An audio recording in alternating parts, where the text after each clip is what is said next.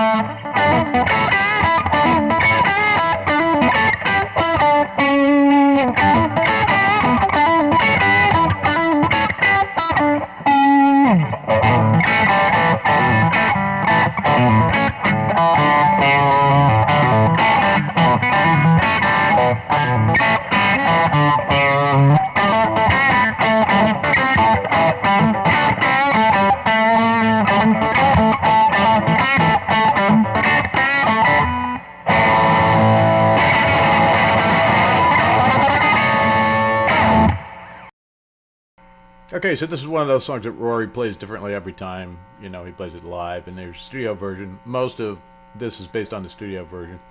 But the first thing to master is the basic riff. And so what you're doing there is you're starting on the D string at the 5th fret, and you're hammering on and pulling off.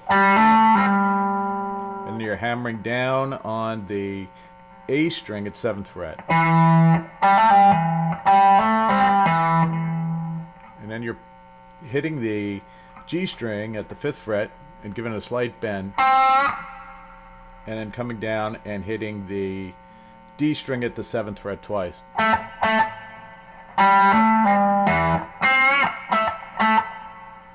So when you speed it up a little bit, you get... And you have to have a lot of attitude, especially when you're hitting this note.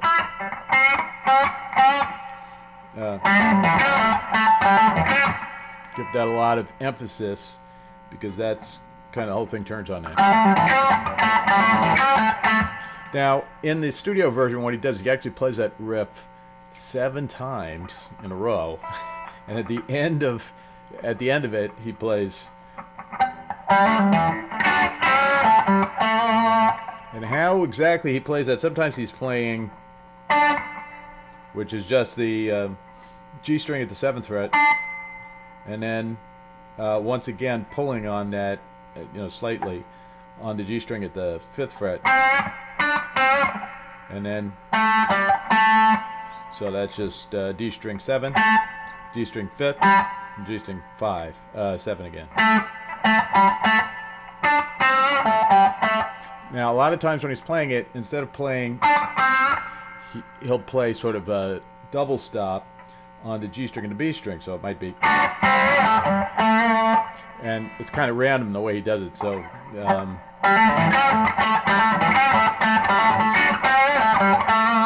I tend to play this with upstrokes.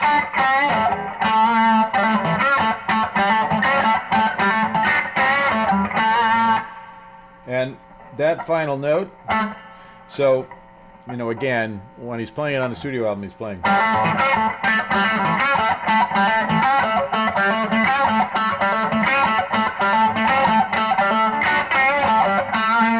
So, you know, 7 times all the way through, and then plays it. When he plays it live, usually he's just doing.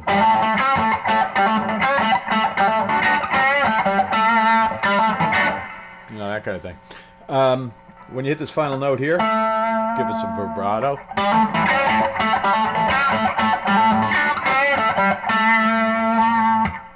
All right, not too much. In the studio, after he plays that 7 times thing, then he also plays it only 3 times, and he reverses this a little bit, so he goes.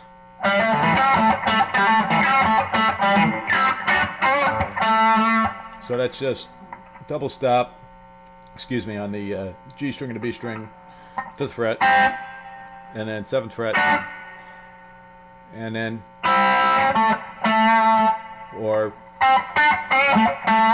if you don't feel like playing the double stop, so.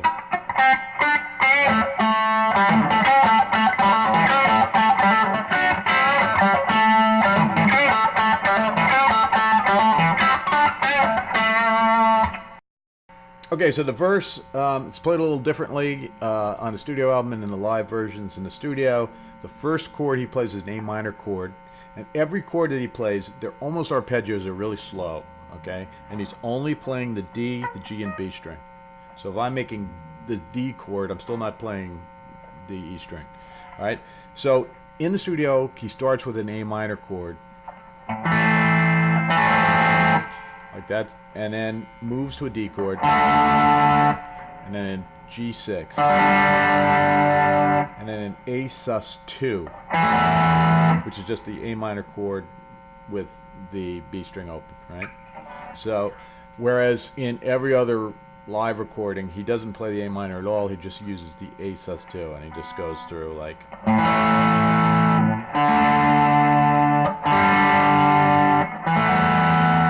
And he plays the A sus2 again, and then the D, and he comes up and plays this A chord, so that's the F shape moved up, and just hits it twice, and plays.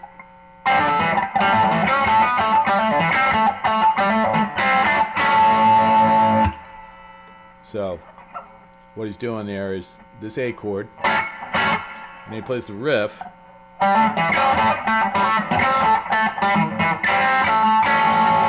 So what he's doing there is just barring the 5th fret and coming into the A chord. So.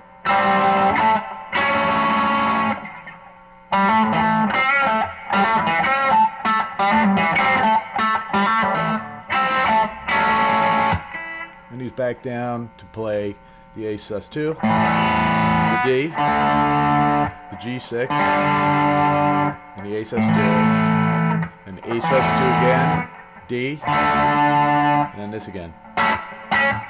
And this time he plays.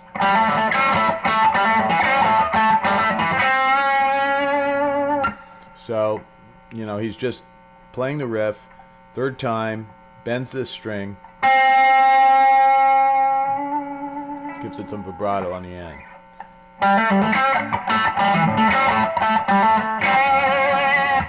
And you go into the chorus from there.